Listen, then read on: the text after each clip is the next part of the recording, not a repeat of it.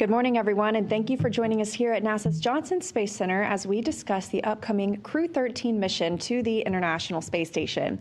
I'm NASA's Leah Cheshire, and today I am joined by several guests in our room, including Joel Montalbano, the Deputy Associate Administrator for the Human Spaceflight Mission Directorate, Dana Weigel, Manager of the Low Earth Orbit Program, Richard Jones, Deputy Director of the Commercial Crew Office in the Low Earth Orbit Program, Mathieu Caron, Director of Astronauts, Life Sciences, and Space Medicine for the Canadian Space Agency, and Julianna Scheiman, Director of NASA Science and Dragon Programs at SpaceX. We're going to have opening remarks from each of our briefers today before we get into a question and answer portion here in the room, on the phone, and at the Canadian Space Agency headquarters in Montreal. Before we go for that, we're going to start with Joel Montalbano. Hello, and welcome again to today's briefing. It's always good to be here with my NASA colleagues, my Canadian Space Agency colleague, and my SpaceX colleague as we talk about the next human spaceflight mission. You know, every time we do a human spaceflight mission, it gives us an opportunity to strengthen our understanding of low Earth orbit. It gives us an opportunity to broaden our international relationships and an opportunity to showcase to the world that what we can do in low Earth orbit for human spaceflight.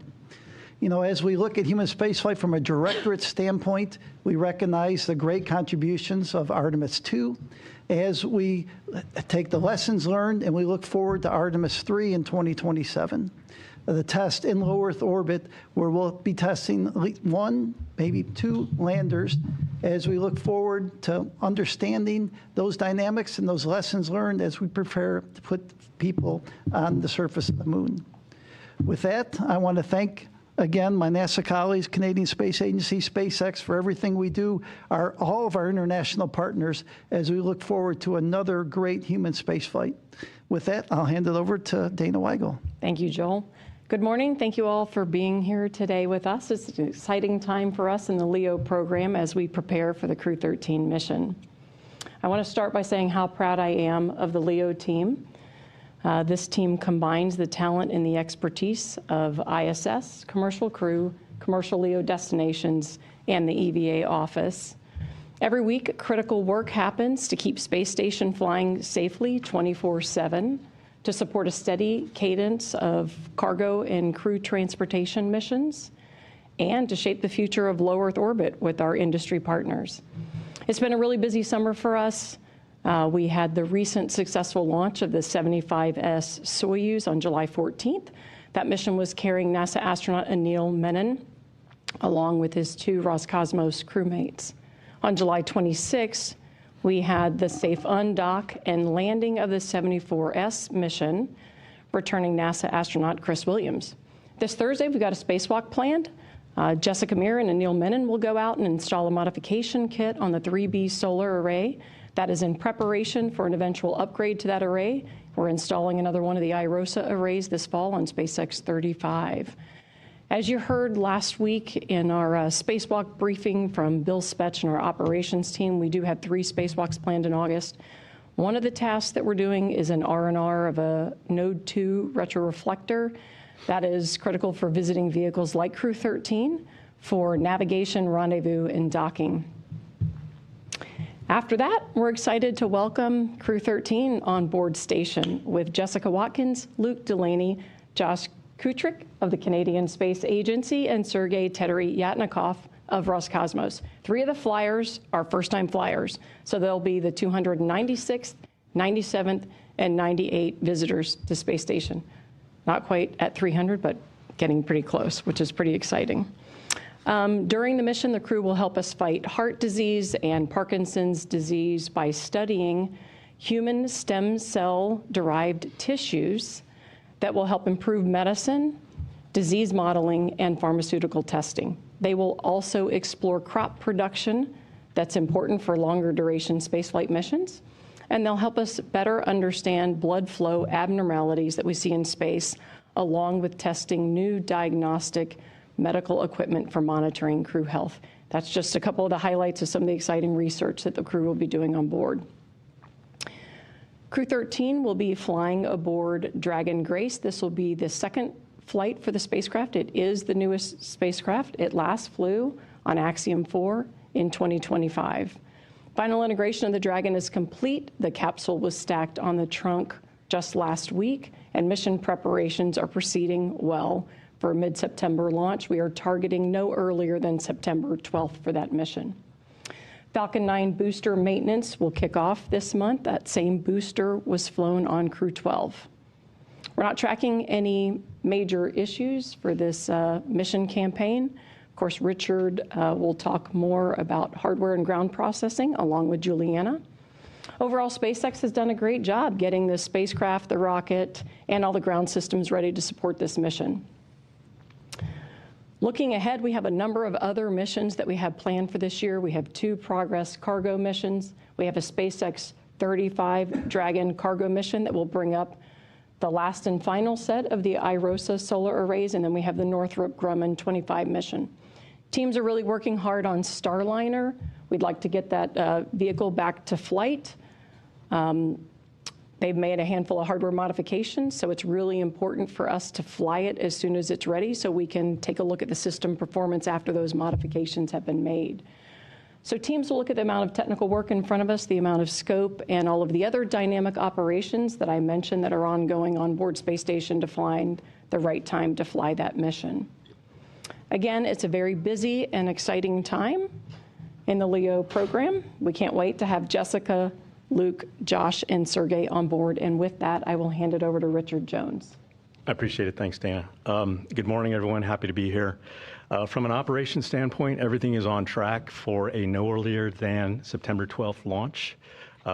Everything is really doing well. The hardware is in great shape.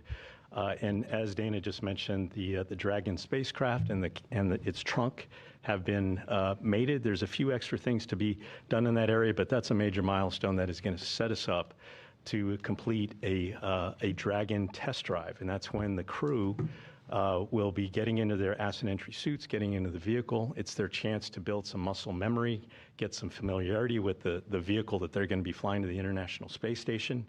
And so it's just a very big psychological boost. And that test drive will be happening this coming Friday. And again, please ask the crew about that later today. They'll have their own perspectives on that. As Dana also mentioned, the 2-week maintenance period, I want to just say a few extra words with respect to the Falcon 9 booster itself. The maintenance period is a very thorough assessment of the booster. This is the 3rd time that this booster will be flying. This booster flew actually for the first time on Crew-12. And so it flew a Starlink mission, and then again it will be flying for Crew-13. And so detailed inspections and everything that you can imagine about the booster itself, tanks, engines, the aft thermal shield, making sure that we have no indications of hot gas intrusion, welds, bellows, just making sure that there's no limited life-like signatures in the booster itself. A lot of borescope inspections and proof testing, pressure testing. So really looking forward to that maintenance period to start. Stage 2, which is obviously, it doesn't return. It's a first-time flyer. It's making its way through its assembly and its acceptance testing profile. And late, or actually early last week, the MVAC-D engine for that engine underwent a hot fire. They found a minor signature in a gas generator. That gas generator will be removed and replaced. That has happened before. That is not atypical. And so once that that gas generator is replaced, that will be ready for the stage 2 static fire later this week. So everything's on track there. By the time we get ready for agency flight readiness review, we'll be starting to integrate the booster, and it's stage 2. It's getting to be a very exciting time to see all that happen, and a lot of things are going to be happening in a very fast pace from here going forward. I'd like to mention a few of the new things that will be flying for the first time. One of them is an improvement to, and it's called the Mud Flap 2.0 design. The mud flap is a structural panel that is just underneath all of the Super Dracos that would be used if an ascent abort were required. The design is being updated from a composite design to a metallic design. It's going to help with structural margins and manufacturability, so that's going to be a really nice change to see come forward. From a pad operations perspective, SpaceX will be moving to a new private rescue capability.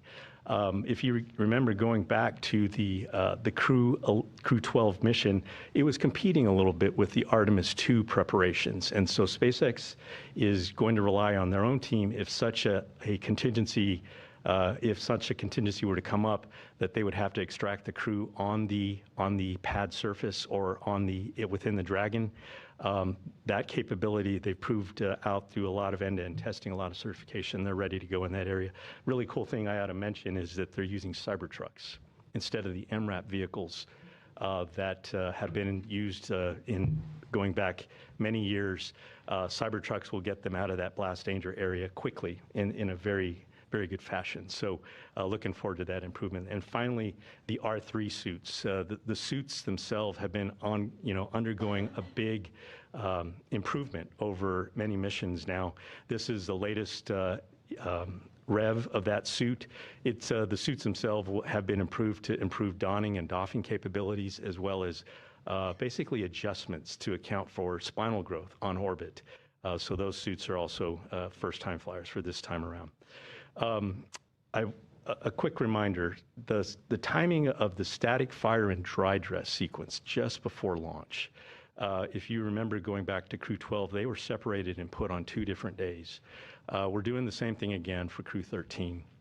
And the reason being is that if you even go back to Crew-9, the first time they were flying off at Slick 40, the winds of the day blew back soot from the exhaust that exited the bottom of the vehicle during the static fire, and it deposited on the Dragon. So what is going to happen is that we choose the time of the static fire such that the winds of the day will blow it away from the integrated stack. So that is one of the reasons why we're separating the 2 operations between the static fire and the dry dress operation. So looking forward to another good operation there. Overall, it's been a very clean campaign thus far. We're talking to SpaceX weekly, daily, all the time, and we're not really tracking a lot of issues going forward right now. So looking forward to a very exciting next couple of months.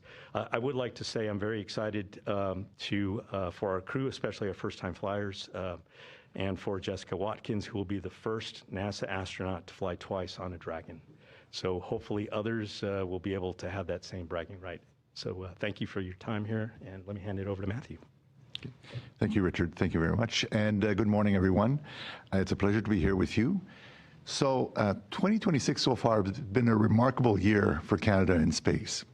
Of course, everyone's seen Artemis II, the very successful mission with Canadian astronaut Jeremy Henson on board, and really that captured the pride of all Canadians.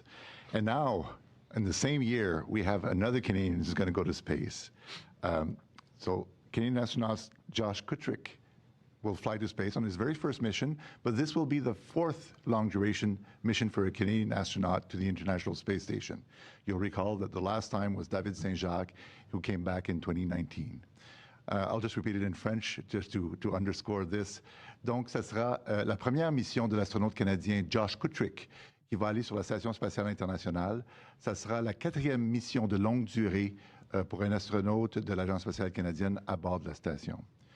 So what will Josh be doing? Clearly, he's going to be helping the rest of the crew with the operations of the space station, but he'll also have the opportunity to carry out a number of science experiments, Canadian science experiments, most of which will be focused on human and life sciences, because that has become a niche for Canada. In addition to that, he'll have the opportunity to operate and commission a number of examples of Canadian technology already on board the space station. And of course, if I'm talking about Canadian technology, I can't not mention Canada's main contribution to the International Space Station, namely the mobile servicing system, so that we call affectionately Canadarm2 and Dexter. And these robotics components have played a critical role in the assembly of the ISS. But now that that assembly is complete, it's continued to play an essential role for its operations, maintenance, and resupply. So now, on top of witnessing the Canadian robotics on the space station, we're looking forward to following Josh Kutrick's mission with his crewmates on board the ISS, and actually we're quite confident that it'll be able to showcase Canadian know-how and excellence with the rest of his crewmates. So thank you very much. And now I'll hand it off to Julianna. Thank you very much. I'm excited to be here today to talk to all of you about our upcoming Dragon launch to the International Space Station, the Crew-13 mission. As you heard, we are targeting no earlier than September 12th for that mission from Launch Complex 40 in Florida. Like I said, we're really, really excited about the mission, especially excited about launching the crew, Jessica, Luke, Josh, and Sergey. As you heard, Jessica, we love a frequent flyer on Dragon, and very excited to have Jessica fly again on Dragon. And we're also really excited to enable the first spaceflight for Luke, Josh, and Sergey. So pretty excited about that. As you heard from Richard and Dana, things are going really well for preparation, as far as preparations go for this mission. You heard Richard talk about the Dragon test drive, which is this Friday. And in addition to donning their suits and performing seat rotations, leak checks, comm checks, things of the like, the crew also has the opportunity to listen to the sounds of Dragon in space and in flight, so they can understand what it's going to be like when they're flying. So that's a pretty fun opportunity. I'd also encourage you to ask the crew about that. Pretty cool. Richard really covered all of the milestones on the vehicle exceedingly well. So third flight booster, like he said, Crew 12, Starlink mission, and now Crew 13. The Dragon spacecraft itself, processing is going really well. We will transport that Dragon spacecraft to the Launch Complex 40 about a week before launch. So pretty exciting times. At SpaceX, we are really proud to partner with NASA. It takes a lot for the teams and the hardware to be ready to fly, and we're excited about that partnership. Human spaceflight is core to SpaceX's mission, and the top priority of the company is flying these astronauts safely. So we're really proud to partner on that with NASA and the rest of the teams. We're also really proud and excited at SpaceX to enable all of the amazing science that has gone on the International Space Station, and we're super excited to see the forward-looking science that will continue to occur on the International Space Station. So with that, I just want to thank NASA, CSA, Roscosmos, and the entire team. Go Crew 13. Thank you. Thank you all for those opening remarks. And with that, we're going to move into the question and answer portion of today's briefing. Now, we have some media in the room. As a reminder, if you want to ask a question on the phone, press *1 to raise your hand. If you hear your question asked, please press *2 to lower it. Before we get started, we do have a lot of interest today, so please limit yourself to just one question. We'll start here in the room. Mark. Mark Carreau with Aviation Week and Space Technology. I'm going to dial back mentally to April when NASA announced the 4 crew for 13. And at the same time, your announcement said you were moving the launch from November to mid-September at the earliest. And so you announced the planned date today. But there was also notice of trying to increase the launch cadence. And I'm wondering if you could elaborate on that a little bit more. Are you trying to do more missions before the ISS is deorbited, or make more crew flight opportunities, or more research, or some combination? Great question. It has always been our goal to enable as many missions as we can to station. So as you're aware, our original plan had missions rotating on a 6-month basis. We made a shift in the agency's plan when we were facing a substantial budget reduction. And because we have to order flights 3 years in advance, you can't just quickly make a change. So you kind of have to do, advanced planning for that. So we made a shift to this 8 to 9 month kind of mission space.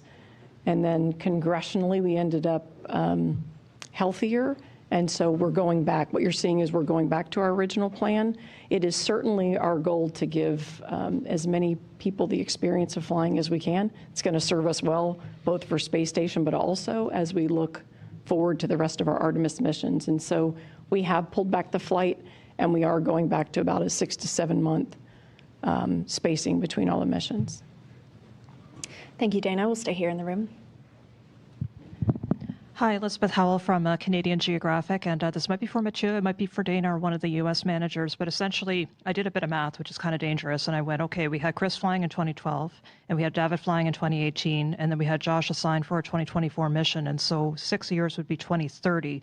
Notwithstanding what Dana just said, is there a plan to get another Canadian astronaut on the space station around 2030 before? Has this been discussed? I realize that's a bunch of questions, so what do you have to say? Well, we're working very closely with NASA and the rest of the partners to identify additional possibilities for our Canadian astronauts. That's something that's very important to us. And clearly, a lot of pieces are moving, and we're working very closely to identify possibilities. And we're happy that we have such strong relationships to be able to have those discussions. Thank you. Next question in the room. Hi, Will Robinson Smith with Spaceflight Now. Thank you all for taking the time with us today. Question for Julianna, if I may. This is the second flight for Dragon Grace, but the Dragon fleet in total is starting to, get up to close to the double digits in flights, around 4 or 5 for most of them. As you look towards the end of the space station and the partnership that SpaceX has with some of these commercial stations, I wonder how you're starting to prepare the Dragon fleet to get up to those higher-ended mission numbers, your 9, 10, 11, and what the future of the Dragon program kind of looks like at this point. Thanks. Yeah, thank you for the question. Some stats actually about the Crew-13 mission. So this is our 18th human spaceflight mission and our 53rd mission Dragon to the International Space Station. So that's some good numbers for you to kind of base your question around. We take, actually across Dragon and Falcon, we take a robust qualification approach to look at reuse. We look at the system as a whole, we look at subsystems and assess, each component reaches its qualification. Does it need to be removed and replaced between flights? How many number of flights? And how, and we basically track life at the component level and at the system level, again, on Falcon and on Dragon. And so that's something, especially for the NASA missions, we work in partnership with NASA. The NASA teams review all of our design life, all of our qualified life, and ensure that we're operating within the vehicle qualification and we're operating safely. I see a significant amount of life remaining on our Dragon fleet. We do some of that math between NASA and SpaceX and see many more flights available on the hardware itself. Okay, our next question here, Miles. Hi, Miles Dorn with CBS News. Question for Dana, maybe. Can you give us a status update on the leak in the Russian section and the path forward with Roscosmos in determining the root cause and any future repair work? And then quickly for Julianna, a lot of people are talking about this Falcon 9 second stage that is predicted to hit the moon this week. Scientists are excited about the opportunity to try to observe it, and I was wondering if you could tell us a little bit more about how it ended up there and what the company thinks about this. Thanks. All right, I will hit your question first on the leak. If you recall, back in April-May timeframe, Roscosmos found an additional leak inside the Paracar. They went inside, and what they did was what's called a temporary repair. They had started into something a little more permanent and then ended up changing the position, so they used patches and kind of temporary fixes with that. It actually sealed the leak. So right now there is no ongoing leak with it. Hatch is closed. It is back at lower pressure as they're assessing what the forward plans are. So there's no current active ongoing leak with the patches they've put in it. Okay, and about the second stage you asked about. So for those who don't know, a little bit of context, the mission he's talking about was the iSpace Hakuto and the Firefly Blue Ghost mission that we launched. As you all see on the webcast, the first stage returns to Earth, but the second stage we need to appropriately dispose of. So for low Earth orbit missions, we nominally would perform a burn or a maneuver to demise the second stage to appropriately deorbit that stage. But for high energy missions, we need to perform a different maneuver to ensure the second stage itself is safe per the appropriate rules and regulations. And so we did that here for the iSpace and Blue Ghost mission, that second stage. And what has happened is essentially a mixture of solar activity and gravity forces have put it on a path towards the moon. As a scientist, I also am very excited to see the observation. But yes, it's one of the things that we're working in partnership with NASA and the other appropriate agencies is what is the best what is the best future disposal path for high energy missions that are in a, the Sun, Earth, Moon system. And so, yeah, we're pretty excited about it. I know a lot of the teams are going to go observe the disposal, so pretty exciting.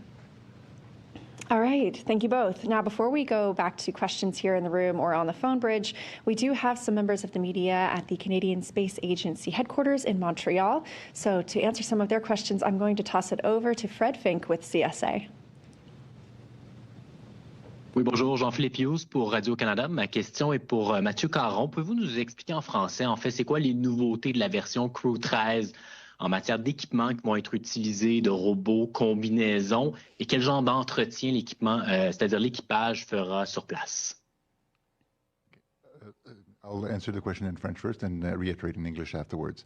Alors donc, la mission de Josh portera principalement sur évidemment, le maintien et l'entretien de la station spatiale, donc les activités de routine pour s'assurer du bon fonctionnement de la station spatiale. Donc, Josh est pleinement qualifié en robotique et pour les sorties extravéhiculaires, mais également des sciences, des expériences scientifiques qui portent sur les sciences de la vie.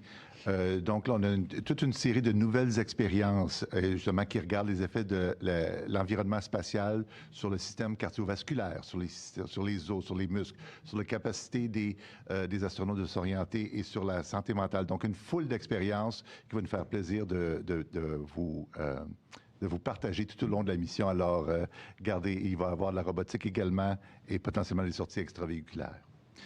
So the answer, just to summarize, basically, it was the question was what was Josh going to be doing on board the International Space Station? So I gave a quick synopsis to try to summarize 6 months worth of activities, basically science, operations, maintenance, robotics, spacewalks. Thank you. Thank you, Matthew. We're now going to go to the phone bridge. So again, if you'd like to ask a question, press *1 to raise your hand. If you hear your question has been asked, *2 to lower it. Please limit yourself to one question, as we do have a lot of interest, and make sure to state who you are representing and to whom your question is directed. We'll start with Jonathan Seri. Thank you so much for taking the time to speak with us. This question is for anyone with NASA who can talk about ISS retirement plans. If you could give us a status update, are we still looking at 2030 as a firm out, or are all options on the table as far as extending the life until a commercial replacement is firmly in place? Thanks. I can take that. We are still working towards the plan to retire the ISS at the end of 2030. Of course, actually deorbiting ISS takes about 2 years to do in total, and so that's something that we're going to pot and put in place to be ready for that. At the same time, from a technical standpoint, the spacecraft is doing fine. There's a lot more structural capability in the spacecraft, and so if from a legislative standpoint we're directed otherwise, we will be ready to support and pivot. Okay, our next question comes from Jackie Waddles. Joanna, thanks so much for doing this. I had a quick follow-up question about the leak repairs. I was just curious, could you guys give any specifics on the timeline of those repairs and how it was made? I guess I'm just curious because I know the last time this subject was visited in June, there was concern about the method that the cosmonauts might use to try to enact those repairs. Just kind of wanted to know how that all settled. And then if I can really quickly, I wanted to ask Dana, regarding, ISS retirement and the commercial LEO program. I remember from the Ignition Day presentation, you had concerns about how much a commercial market there was for these LEO destinations, hence that plan to shift to a new core module plan. But now it looks like it's shifted back to the original CLD plan. I was just curious what your thoughts were on that and whether your mind has changed about the commercial market. Thanks so much. Okay, let me answer your leak repair question first. The week that Roscosmos, the cosmonauts, were inside working on the PRK, they had initially thought they would go into what they would consider a permanent structural repair, which would have involved trying to remove a bracket and kind of doing a stop drilling and patching technique. That's something they have done before in a different location. Teams hadn't really worked through all the details with that, and so they stood down from that, and instead what they did, what I called a temporary patch before, is It's kind of an adhesive type patch, so it's different than the sealant material they use. So they put that down. That is isolating it from the environment. It is patching it. It's not as structural as their other patch. So that's that week that they were in. That's what they ended up defaulting to, just to stand down to allow teams more time to discuss it. In terms of CLD, we've had a lot of discussion and outreach with CLD industry. You mentioned Ignition Day. We kind of talked about what some of the agency's concerns were in terms of markets that were out there. We sought a lot of feedback and discussion from industry. Industry expressed their confidence in the original CLD plan, moving out straight directly into a commercial solution. They felt confident in the investments and that we'd continue to see growth in the market. And so we heavily weighted our decision based on industry's confidence and feedback. So you saw us pivot to what I'll call the original plan that we had been following to go straight into services with a commercial destination. We released a draft RFP, and we're actually in the process of looking at all the feedback that comes back from industry as part of the normal part of that process. We'll turn that around, and then we'll get a final RFP out on the streets as soon as we can. All right, our next question on the phone is from Marcia Dunn. Yes, hi. For Joel, please. Joel, I'm wondering how much liability or threat do these pop-up start and stop pressure leaks pose to keeping the station going until 2030, let alone longer? What are some of the other vulnerable parts of the space station that could pose a problem to keep the station running for the next few years? Thanks. Thank you, Marcia. Right now, I would tell you we're not tracking any major systems. Dana and the LEO program continues to manage the ISS systems extremely well. When there's repairs, the team takes a look at, what do we have on orbit? What do we have on the ground? What do we need to be working on? In fact, one of the upcoming spacewalks is going to address some of the repairs. Maybe you can say a couple words on that. Yeah, I would just as a reminder, I think we've talked with the media about this before, but the vast majority of the systems on ISS are replaceable, and so they're on-orbit replaceable units. So we do R&Rs when we have degrading or failed equipment. And so from a system standpoint, we have sufficient sparing and logistics, and that's an ongoing cycle to make sure we can support stations. So just as a reminder, when we talk about limited life items on space station, it's really the primary structure that we're looking at. And so the work that we've done on the NASA side, we've got a lot of margin in our primary structure. We've talked about Paracab before, and that the Russians are looking closely at that. That's the number one structural item that we look at. But from a system standpoint, replacing parts, and from the rest of the structures, we're in great shape. We're not tracking any issues. We have another question at the Canadian Space Agency, so let's take it back to Montreal. Hello, Trevor, Trelane, Plateau Astro. This is a question about Joshua. His family is going to be welcoming their third child while he's in space, and I think this is only the third time that an astronaut has been in space while their spouse is giving birth on Earth. Are there any sort of special procedures or accommodations that are made for moments like that? Thanks. Thank you for your question. I was going to joke about parental leave, but actually we have a team at the Canadian Space Agency of a medical team dedicated to ensuring that the family would get the appropriate support to help help Josh, worry about things on board. Clearly, he's going to think about what's going on the ground as well. But we were going to assist the family.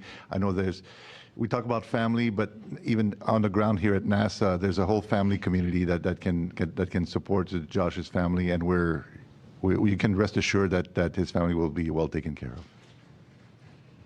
We'll go back to the phone bridge, and our next question is from Eric Berger. Hi, thank you very much. A question for Joel, I think, about the workforce conversion. I think we're a couple months into the initiative now, and I understand there have been a few thousand contractors that have been brought back to NASA. Just curious from an operations standpoint, running ISS and crew programs and so forth, how is this going in terms of safety and efficiency? Has this been a good thing for the agency from your perspective? I continue to be excited about it.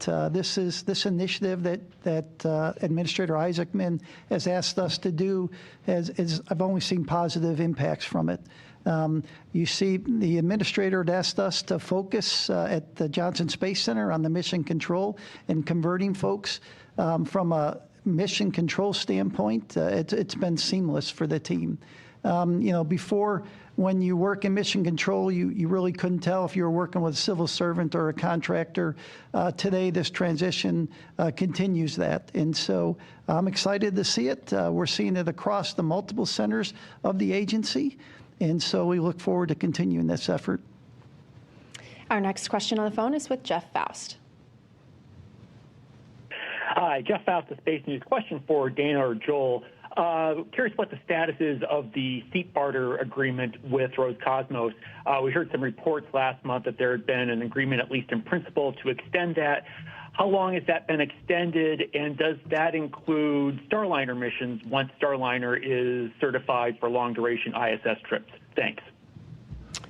I'm not sure I have the specific dates by memory. Let me tell you about how we do it. So we tend to work just a period of time in front of us, about a year and a half. So we work on a shorter horizon with all our agreements. So we are covered for a number of missions with the exchanges. We have not finished the work on Starliner. What they're waiting to see is the rest of our flight and certification data.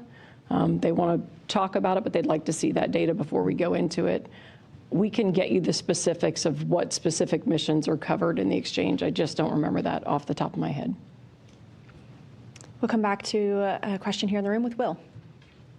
Hi, thanks for allowing a second question for Dana as well. Going back to your opening remarks, Starliner comments, is the constraint to fly at this point more on the technical side and having a full understanding of the changes that have been made, or is it more of slotting into the ISS schedule given all the coming and going both vehicle and cargo missions on the docket for this year? Thank you. It's a little bit of both. On the technical side, Boeing has done a great job making thermal modifications to the spacecraft. So I think we've shared before, but some of the warmer temperatures that the propulsion system saw were part of the issue. And so they've done a lot of things with thermal barriers and thermal shunts to the spacecraft. So when you make that type of modification, then you got to go back and kind of look at the integrated system and say, okay, how do I expect it to perform with those modifications? So that's some of the work that's still being closed out. Separately, we have a pretty busy launch schedule. You know, we only have 2 docking ports, and we have a lot of other constraints on board, like we have beta cutouts when we can't do dockings. And so we've got to line up that body of technical work we need to complete with openings that we have on station. So that's something that we'll continue to look at as we get better resolution on the overall schedule to finish the technical work. Another question here in the room. Hi, Elizabeth from Canadian Geographic again, from Mathieu. So do you mind bringing me up to speed on how the replacement parts are doing for Canadarm2? Because we just had that refurbishment. I'm hoping it's working okay, but please give us an update on how all that's going and then where everything else is standing. Thank you. Thank you for your question, Elizabeth. So since the replacement spacewalk, which I believe was on June 30th, the Canadarm2 has been returned to regular operations. Now, clearly, because of the importance of robotics on the ISS, it's the performance of that replaced joint, but also of the rest of the mobile servicing system is being looked at very, very carefully, and that was always the case. So, in terms of, and the plan would be to eventually refurbish the replaced joint, and so that it would become the next, spare part. You'll recall that our very first experience at replacing a joint was in 2002, in June 2002. So, and that proved to be very successful. So that strategy of having spare parts and refurbishments has allowed us to essentially operate the Canadarm2 for more than 25 years now. Thank you. We'll go back to the phone bridge, and this question from Joey Roulette. For Julianna, I was just wondering, for how long will Dragon continue to operate before retiring or before Starship replaces it?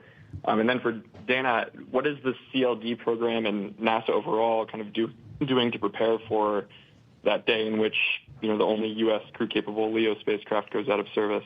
Thank you. Thank you. Thank you for the question. So as you heard me say in my opening remarks, Dragon is an incredibly important part of the human spaceflight for the country, and we at SpaceX are incredibly proud to support human spaceflight. We anticipate Dragon supporting ISS for years to come, and it's no secret that we're also developing our Starship vehicle. I personally am really excited about the Starship vehicle enabling, hundreds of people to be launching to space, low Earth orbit, and beyond. And so I want to live in that universe where we're launching regularly, repeatedly to LEO and beyond. And so, we're working in partnership with NASA to ensure that we're continuing to support the NASA mission and while developing Starship at the same time. So a couple thoughts to answer the second part of your question. The first is, I think you're all aware it had always been part of the agency's plan to have 2 different commercial crew providers. And so we're committed to that. And so we're still working with Starliner to get Starliner certified to fly missions. The other thing, just a little more insight into this procurement that we're doing for the commercial LEO destinations. The ultimate plan with the destinations is to have what we call an end-to-end service, which means I can buy my crewed flights to go to the destination, so they're coupled together. So the transportation side and the destination side are tied together in an end-to-end service. And so commercial industry, the destination providers specifically, are working directly with transportation providers and deciding who they're partnering with, what works best based on their architectures and their designs. And so I'm looking forward to seeing that in the proposals and their responses back to us. We'll come back to the room for another question from Mark. Oh, thank you, Mark Caron, Aviation Week in Space Technology. And if you already answered this, I'm sorry. I just wanted to make sure from NASA's perspective, how long does the launch seat exchange agreement with Russia extend at this point? Does it go all the way to the end of the station, or is there a year period where it stops? We don't do it in long duration increments. We tend to do it in year and a half out. And so that's been our ongoing process with the Russians. It is our intention to continue it. We still have discussions that we need to have with them about Starliner certification and sharing that data. So just as a normal practice, we do share with partners very high level kind of certification and where we are. And so we're not at the point yet where we can have those discussions about Starliner. So what we've been doing is having the discussion specifically about the Dragon SpaceX vehicles and continuing all of those exchanges, but we will have that as part of the forward work and forward discussions with Roscosmos. Thanks, Mark. We'll be sure to follow up with you and Jeff on that topic. Yeah, we can give you the specific dates. I just don't want to try to do it from memory at this time, but we'll get that to you. We will stay back to the phone bridge now with Bill Harwood. Hey, thanks a lot. One more question for Dana about the leak.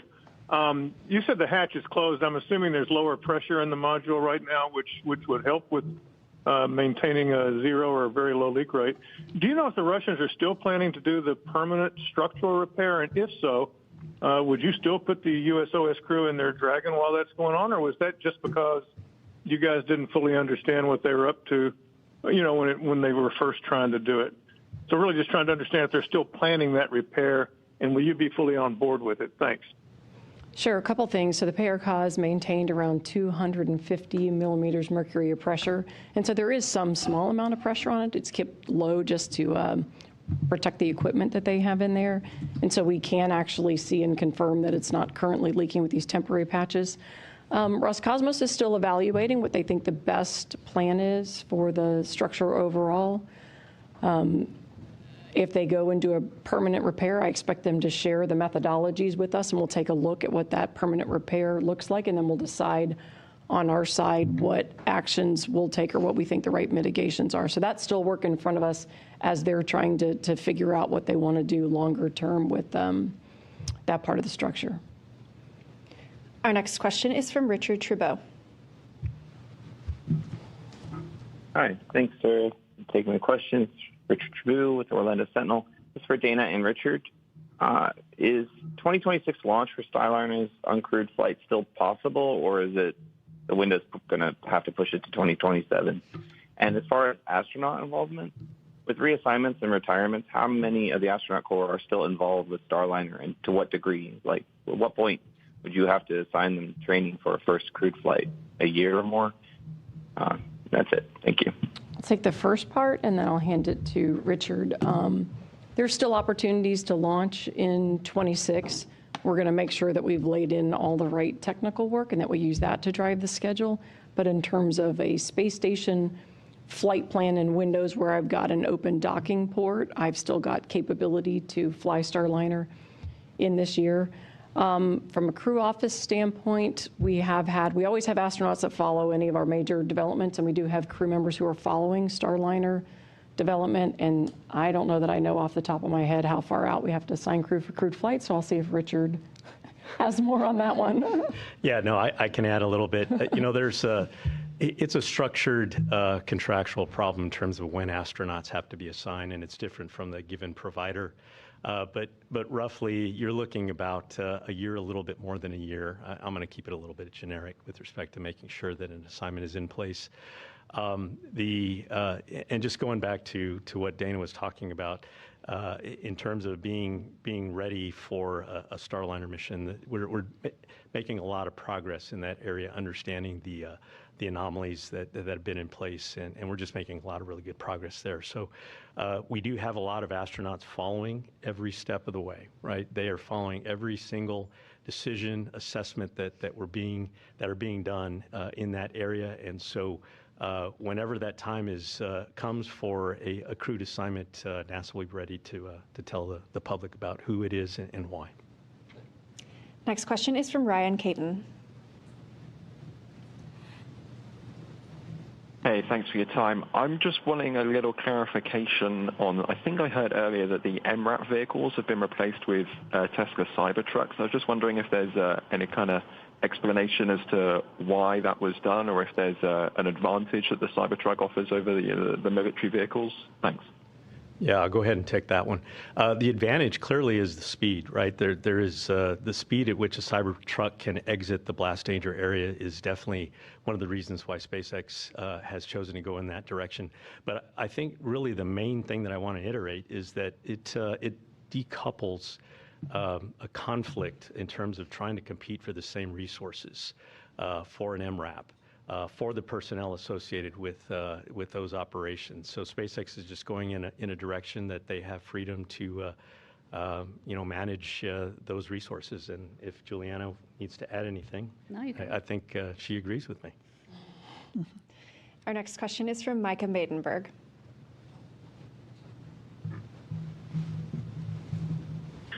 Hey, sorry about that. Just a quick question for Julianna. Is SpaceX still actively selling non-NASA human space flights on Crew Dragon? Thanks a lot. Yes, I thank you for the question. And I realize actually one of the things I forgot to mention when I answered a similar question previously is we have an amazing set of missions coming up on Falcon and Dragon that I am especially excited about. We have the Roman Space Telescope mission coming up here shortly. We have a plethora of missions that we're supporting and on contract for, to include missions to support the private astronaut missions, both those that go into the International Space Station, as well as those to vast private space station. So we have a plethora of missions that we are on contract for and very much supporting in the years to come. And so, yeah, we anticipate supporting those, especially the missions we are currently actively working. Next question comes from Robert Perlman. Hi, just returning for Richard and Julianna, just returning quickly to the handover of crew pad rescue operations. Did the Cybertrucks need to be modified in any way to meet the same capabilities as the MRAPs? And is there a handoff to a point where you hand it off to a Kennedy Space Center or Space Force Station team, or would the crew be taken directly to a SpaceX facility? And if so, where? Yeah, Robert, thanks for that question. First of all, the modifications, I'm not aware of any modifications. There were a lot of certification that had to go into making sure that those Cybertrucks would start up with a gloved hand. There were a lot of tests in terms of making sure you could egress the vehicle with a bulky suit on. All of those things were proven to be already intact, and they're going to configure those Cybertrucks to be ready to receive those vehicles. So really, everything is in place there. And Julianna, if you want to add anything else. No, I think you covered it. It also looks really cool. Our next question is from TJ Mascaro.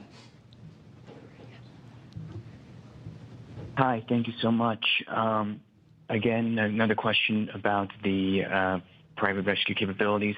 How long has that certification process been in the works? Is this just in direct response to the possible Crew-12 Artemis II overlap, or was this next level of apparent operational autonomy already in development before that?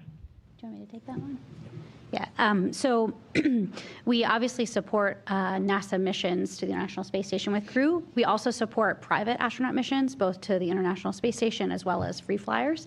And so one of the things that we, as a human spaceflight provider, need to do is make sure that we have consistent, reliable capability for the full suite of our missions. So this is, this is a capability that we have been developing for private missions as well as for NASA missions. And I think this most recent conflict sort of put us in the position where it made the most sense to roll it out across all our missions. Our next question is from Ivan Pilishchikov.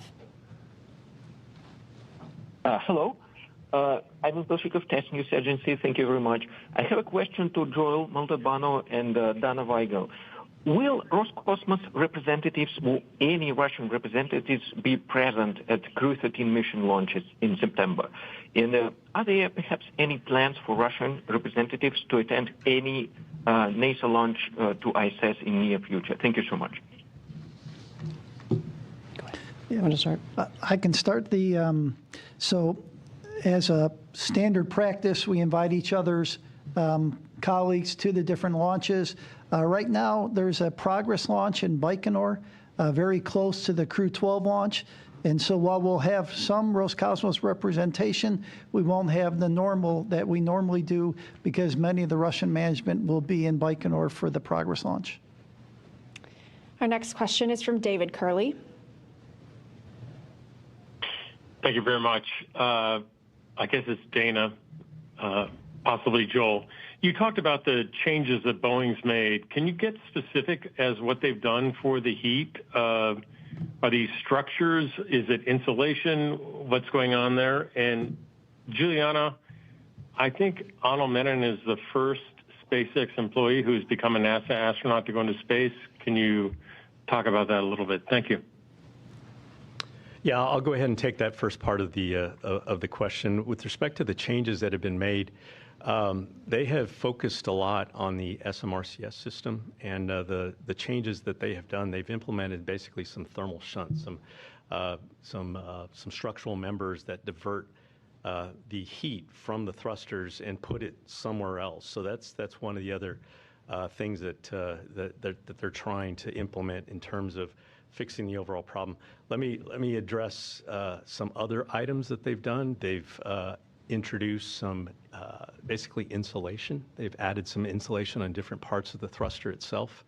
But these changes have proven themselves in the White Sands ground testing. They have looked at those improvements and have definitely shown that the thermal improvements have taken shape in a planned form. Yes, and the question about SpaceX employees going to space, I would actually like to note that Anna Menon and Sarah Gillis were the first SpaceX employees to go to space on the Polaris Dawn mission. Anna being married to Anil and went to space first, not that we're counting. And everyone at SpaceX was super excited to see Anil launch. We had a little viewing, watching him launch, and we're all rooting for him and Anna, who's now in the astronaut corps as well. Our next question comes from Manuel Mazzanti.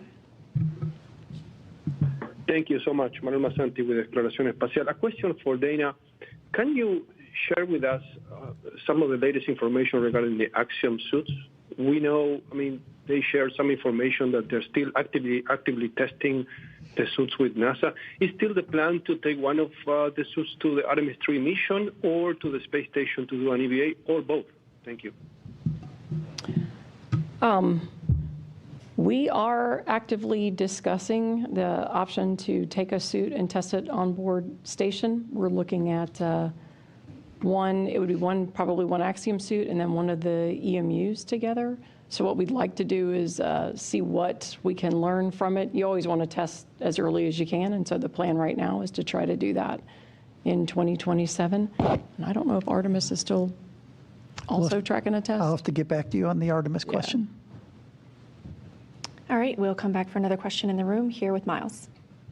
Quick question on the privatization of the rescue capability. For downrange rescue, are you still using the Department of Defense and DET-3 for that? And any discussion about that perhaps someday going private as well with the commercial crew missions, because there seemed to be some concern about that with Artemis 2. Thanks. Yes, we are still using our Department of War personnel to be ready to rescue a crew that ends up, if an accident abort were to occur, or even an on-orbit contingency, they will be in place to rescue the crew within the specifications that we've asked them to meet.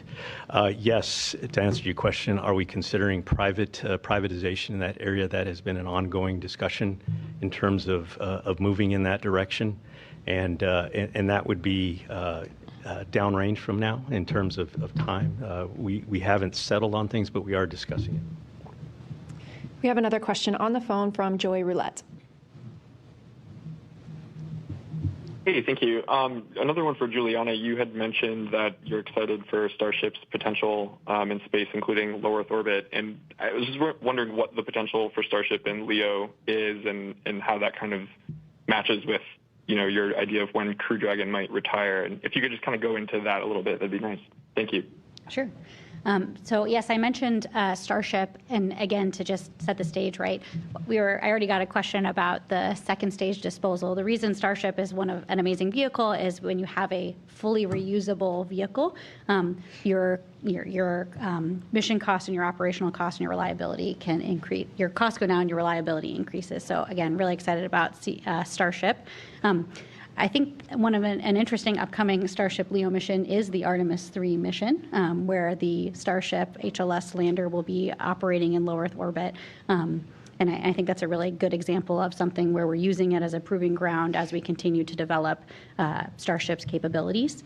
We do anticipate flying Dragon and Starship at the same time. I mean, that's what you're seeing today, right now. We're flying Dragon to the International Space Station and for private astronaut missions while we're developing the Starship capability. So we see those operating in the same time as we continue to develop and make improvements on Starship. Yeah, thank you. We have time for one last question here in the room. Bill. Hi, thanks for one more. Question to Juliana and to Dana, I think. Crew 11's Mike Fink flew an updated IVA suit, and I believe all the members of Crew 12 did as well. Can you give us an update on how those suits performed, and are there any future changes planned to the flight suits for the remaining commercial crew missions? And what is the time of launch on the 12th and the backup on the 13th? Thanks. Go ahead. Sure. I'm going to pull up the exact time of launch so I don't say the wrong time, because I know if I say it. Yeah, so currently, obviously, as we track the station, the times will wiggle a little bit, but we're looking at around 6:30 on September 12th, 6:30 p.m. Eastern time. Yeah, I think to step back about suits, one of the things that at SpaceX we're really proud to be able to support is, human space flight for NASA and human space flight for private citizens, for private industry. And obviously, when you're doing that, you need to be in a position to be making consistent improvements to your suit and creating additional capabilities on your suit. So I just want to say that I think we're really excited about our suit, the R3 suits that we're flying in this upcoming mission, continuing to learn from that and make improvements as we need as we go forward. I don't know if there's anything you'd want to add. No, Juliana, you hit it. Okay, great. And that's all we have time for here today in our Crew-13 mission overview briefing. But you can hear from the crew themselves, Jessica Watkins, Luke Delaney, Joshua Kuchrik, and Sergei Tetriotnikov at 1 p.m. Central right here. Thanks for joining us. Thank you.